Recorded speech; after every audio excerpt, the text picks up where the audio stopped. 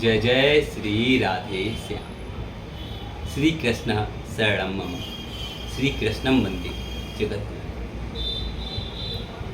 बहुत समय से मैं वर्तमान हालातों को देखकर बड़ा उद्विग्न था और चूंकि साधारण आदमी हूँ तो ये समझ नहीं पा रहा था कि इसका कारण क्या है और समाधान क्या है। मैं ललित मोहिनी स्वरूप शर्मा एडवोकेट, सर्वोच्च न्यायाधिकारी योगीराज भगवान श्री कृष्ण की कोर्ट मथुरा जिला एवं सत्र न्यायालय से आप लोगों के समक्ष अपना ये अनुभव कि वर्तमान हालात रहे हों या भूतकालीन प्रथम विश्व युद्ध के हालात रहे हों, दूसरी विश्व युद्ध के हालात रहे हों या दंगे रहे हों, जो दंगे समय समय पर जाति और धर्मों के कारण हमारे देश में विश्व में उत्पन्न होते रहते हैं, तो इन समस्याओं का समाधान क्या है जिससे मानव जाति ही नहीं पूरे जगत का कल्याण हो। तो मैं चूँकि साधारण आदमी था तो मैं इस बात को नहीं समझ पा रहा था। बीच में जब ये लॉकडाउन आया तो ब्रजवासी हूँ, चूँकि ब्रज की मिट्टी से जुड़ा हुआ हूँ, तो मैंने श्रीमद् भागवत आदि धर्म ग्रंथों को पढ़ने के लिए समय मिला। तो दैव कृपा से उस कष्ट काल में जब मैं बेरोजगार था और तरह तरह के बुरे विचार मन में आ रहे थे, तब मैं भगवान की शरण में स्वाभाविक रूप से गया, जैसे कि जीव जाते हैं, और कोई रास्ता न दिखाई दिया, कोई गुरु मुझे समझ में नहीं आया। इस पृथ्वी पे जिस गुरु की शरण में गया वही मिथ्या आडंबर वाला दिखाई दिया। तो मैं इस निष्कर्ष पे पहुंचा कि जब साक्षात श्री कृष्ण जी ही हैं, कहते हैं भागवत जी में, मैं पढ़ा लिखा हूँ, उसे पढ़ो, अध्ययन करो। तो मैंने अध्ययन किया तो मुझे पता पड़ गया श्री कृष्ण जी, भगवान श्री कृष्ण जी के पास क्या समाधान था। ये जो धर्मों और जाति के विभिन्न झगड़े होते रहते हैं, गरीबी और मजदूरों की ये जो समस्याएं हैं, भुखमरी की, ये सब कभी भी सॉल्व नहीं हो पा रही हैं। और ये एक ऐसा मकर जाल है कि हम सभी लोग अपने अंदर कहीं ना कहीं ये स्वीकार कर चुके हैं कि इन समस्याओं का कोई अंत नहीं होना है, ये तो चलती रहनी है साथ। इसी कारण ये बढ़ती जा रही है काल के साथ। हम समाधान की ओर सोच नहीं रहे क्योंकि हम जानते हैं कि हम समाधान कर ही नहीं सकते। हम जिसको भी अपना नेता बनाते हैं वो हम पाते हैं किसी व्यवस्था के कारण या हालात जो भी रहे हों या वो करप्ट हो गए हों, जो भी कोई कारण रहे हों, वो आपको समाधान नहीं दे पाते।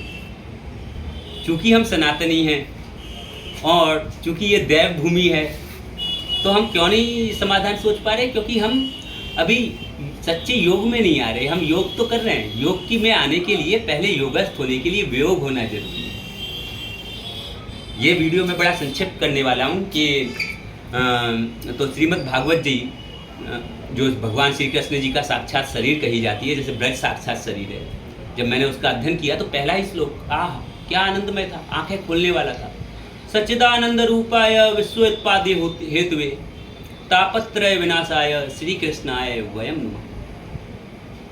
सद धन चिद धन आनंद सच्चिदानंद रूपाय, ऐसा सद धन चिद धन आनंद, सद मतलब सत्य, ऐसा सत्य, चिद जो लगातार हो, खत्म ना हो, अनंत हो।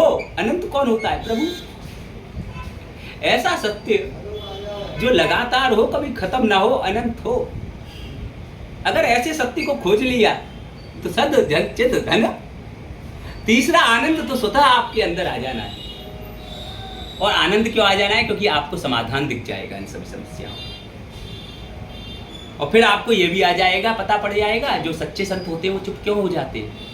क्योंकि उन्हें ये भी पता पड़ जाता है कि भगवान ने कर्मों के चयन करने का अधिकार आपको दे रखा है और इसमें कोई वो इंटरफेयर नहीं करते। आप किसी का मर्डर करना चाहें, प्रारब्ध ने उसे राज्य दे रखा हो, तो आप उसका मर्डर कर जाएंगे क्योंकि आप जो चाहते हो वो कर जाते हो, आपको स्वतंत्रता है। कोई ऐसा आदमी होता है जिसके लिए प्रभु अपनी शील्ड रखते हैं कि कोई नालायक आदमी अगर इसको हानि पहुंचाएगा तो ये तो मेरा ज़्यादा है, इसका कर्मों का बैलेंस ज़्यादा है, इसे तो वो शील्ड दे के रहूँगा मैं, इसका कोई अर्जित नहीं बिगाड़ पाएगा। या कोई अपने कर्मों से उस शील्ड को अर्जित कर लेता है। नहीं तो भगवान इंटरफेयर इस सृष्टि में नहीं करते। जगत चल रहा है, शेर को भूख लगी, वो हिरन खाने गया और खा गया। इस जगत का शुरू से एक नियम है कि छोटी मछली को बड़ी मछली खाती है। इसी प्रकार संसार में अनेक प्रकार के धर्म शुरू से होते आए हैं, जब से पृथ्वी विद्यमान है, जगत है। क्या ही धर्म इसमें बीच में नष्ट हो गए इस यात्रा में, और क्या ही आगे नष्ट हो जाने। इन धर्मों के नाम भी हम बदलते रहे समय के अनुसार। ये धर्मों के झगड़े, लेकिन धर्मों के, जातियों के, संप्रदायों के, रंगों के, ये सदैव विद्यमान रहे। लेकिन समाधान भी इनका जो हर एक युग में भगवान ने करके दिखाया है, अलग अलग तरीके से, युग के तरीके से। हम भ्रमित कैसे होते हैं कि राम जी ने शंभूक को क्यों मारा?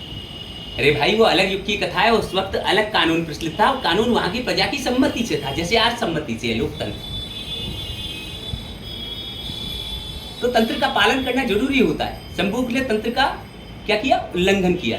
शंभूक ने क्या किया? उस वक्त आरक्षण व्यवस्था को समझिए, जैसे कि आज की आरक्षण व्यवस्था में जनरल, ओबीसी, एससी, एसटी, हमारे यहाँ पूरे समाज की आरक्षण व्यवस्था थी। और उससे क्या था? काम भी बड़ा अच्छा होता था। कैसे थी? जैसे कि पठन पठान कार्य करने का एक विशेष पीढ़ी दर पीढ़ी करेंगे, तो जो आपने सीखा वो आप अपने बच्चे को सिखा के आओगे उतना ही अच्छा। आप जूता के कारीगर हो तो सिखा के आओगे, देख बेटा इस तरीके से ज़्यादा इजीली तरीके से हो जाएगा, इस तरीके से मटेरियल कम लगेगा। तो हम प्रवीण पे प्रवीण होते आते थे। और कोई कोई बच्चा जो बहुत विलक्षण योग्य होता था, वो उस चीज़ को पार करता था। जैसे वैश्य योनि का ब्राह्मणत्व प्राप्त करना चाहता है, तो ऐसी बात नहीं है, मिलता था कर्मों के अनुसार। अगर ना मिलता तो विश्वामित्र जी कैसे ब्रह्मत्व को प्राप्त कर लेते? क्षत्रिय होने के बावजूद परीक्षा हुई, अप्सरा तक आई, नाना प्रकार के विघ्न हुए। तो ये धर्मों की लड़ाई होते आई है। श्रीमद् भागवतम जी का जब मैंने आश्रय लिया परिस्थितियों से विवश होकर, तो पहला ही श्लोक जो मैंने आपको बताया, सच्चिदानंद रूपाय विश्वोत्पत्ति आदि हेतु, वो जो सत्य है वही विश्व की उत्पत्ति, स्थिति, प्रलय का कारण है। और इसमें एक बात मैं पुनः संशोधन करना चाहूंगा, एक नास्तिकवाद और है। ये भी एक धर्म है। धर्म का मतलब आपका नेचर कैसा है, गुण कैसा है। और धर्म ने हमको पैदा किया है, हमने धर्म को पैदा नहीं किया। हमें एक बात और समझनी पड़ेगी, तो हम उसका नाम कैसे दे सकते हैं? जिसने हमको पैदा किया है, जो हमारा बाप है, हम उसको नाम दे देंगे कि ये फलाना धर्म, ये ढिमका धर्म और ये फलाना धर्म। अरे ये सब तो तुम्हारे अपने अपने नियम है, परिस्थितियों के वक्त तुमने वो बनाए, वो तुम लगातार शाश्वत चलाए जाना चाहते हो। कैसे संभव है भाई? जब अति की अंधभक्ति बढ़ती है किसी भी रूप में, गुरु नानक देव हुए, क्यों हुआ? सृष्टि ने, प्रकृति ने क्यों पैदा किया गुरु नानक देव? क्योंकि हिंदू धर्म में तत्कालीन कमियां आई, इस्लाम धर्म में भी कमियां आई। नहीं, उन्होंने फिर नया धर्म नहीं चलाया, बीच की राह अपनी। उन्होंने राम को भी उदाहरण दिया, उनकी गुरुवारी पढ़ लीजिए, कृष्ण जी को भी माना। गुरु नानक देव जी को जिसने भी पढ़ा हो वो जान जाएगा कि वो तो राम और कृष्ण के भक्त थे। तो फिर झगड़ा किस बात का है? आप बाइबल पढ़ लीजिए, आप कुरान पढ़ लीजिए, असल में झगड़ा कुछ है ही नहीं है। झगड़ा हमारे मुंह का है कि नहीं, नियम कानून मेरे हिसाब से होनी चाहिए। मैं ब्राह्मण का बच्चा हूँ, पीढ़ी दर पीढ़ी हम पूजनीय होते आए हैं, तो होने चाहिए। ये शूद्र है, ये टट्टी उठाते आया है तो टट्टी उठाते रहेगा। भाई क्यों? आज युग बदल चुका है, ये कलयुग है। श्रीमद् भागवतम जी में आगे आता है कि कलयुग का मुख्य धर्म वर्ण संकरता है। मानवों से लेकर फल सब्जियां तक वर्ण संकर हो जाएंगी। आज आपको देसी तरबूज खाने को मिलते हैं क्या? अपने आप से पूछिए। देसी गाय का दूध आपको उपलब्ध नहीं है। तो कलयुग का मुख्य धर्म वर्ण संकरता है। इसके अलावा मैं वीडियो बड़ा संक्षेप रखना चाहता था, लेकिन ये लंबा होते आ रहा है। मैं क्या करूँ भक्तों, है ना, क्योंकि ये बात चर्चा ऐसी है, ये जो विषय है ये बड़ा विराट है, बड़ा विस्तृत है, और मेरी समझ में नहीं आ रहा। मेरे पास समय कम है, मुझे लग रहा है कि शायद एक जिंदगी कम पड़ जाएगी ये सत्य बताने में। और ये सत्य बताना क्यों जरूरी है कि अगर ये बात आप सब समझ गए कि समाधान क्या है, तो अपने आप कर लोगे, हो गया समाधान। न जाति का झगड़ा, न धर्म का झगड़ा, सब मिल बैठ के खाओगे, प्रत्येक को रोटी मिलेगी। क्यों किसी दूसरे के भरोसे रहते हो?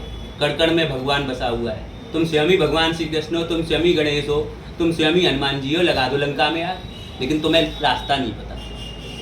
क्यों नहीं पता? अपने बाप को नहीं पकड़ रहे हो, धर्म को, सही मायने में जो धर्म है। तुम अपने बच्चे को पकड़ रहे हो, अपने बनाए हुए धर्म को। महाभारत के युद्ध में क्या हुआ था? विभिन्न धर्मों का झगड़ा था। भीष्म पितामह जी का अपना राज्य धर्म, कर्ण का अपना दान धर्म, वचन धर्म। अरे तुमसे यार हद है, अपने अपने धर्मों से बंधे हुए हो। बस ये नहीं देख रहे हो कि जस्टिफाइड क्या है। जैसे कि आज के गधे न्यायाधीश, फ्लो है, भगवान श्री कृष्ण क्षमा करें, न्यायाधीश बलि ना करें, उनका मुझे डर नहीं है, क्योंकि निंदा नहीं करनी चाहिए। लेकिन क्या करूँ, बड़ा दुखी होता हूँ जब किसी को, गरीब को भूखा देखता हूँ, तमाम लोगों को मरते देखा इस तरीके से लॉकडाउन में। तो विशेषता। तो कुल मिला के संक्षेप में ये कहूँगा, महाभारत में भी विभिन्न धर्मों का झगड़ा था। उन्होंने संधि वार्ता के लिए वो गए और वहाँ पे उन्होंने संधि के विशेष प्रयास किए, लेकिन फिर भी नहीं हुए। तो कृष्ण जी तो आपको आपके हाल पे छोड़ देते हैं, कर्मों के चयन का सिद्धांत दे रखा है उन्होंने। समाधान उन्होंने पहले बता गए महाभारत के वक्त, वो क्या है वो मैं आगे के वीडियो में बताऊंगा आपको, अगर आप इसको लाइक कमेंट शेयर करेंगे तो। क्योंकि मुझे लगता है कि मेरी बात किसी को समझ में आए, अगर 10-20 को भी समझ में आई तो मैं समझूंगा मेरा प्रयास सार्थक है। मैं इसमें सुधार करने की कोशिश करूंगा। इस वीडियो में जो कमियां रह गई हैं वो भी उनसे भी आप अवगत कराइएगा। और जिसने इस वीडियो को देखा उसका मैं लाखों बार धन्यवाद अदा करता हूं कि आपने इतना अपना बहुमूल्य समय जो आपकी रोजी रोटी को कमाने का था, मेरी बकवास बातों को सुनने को दिया।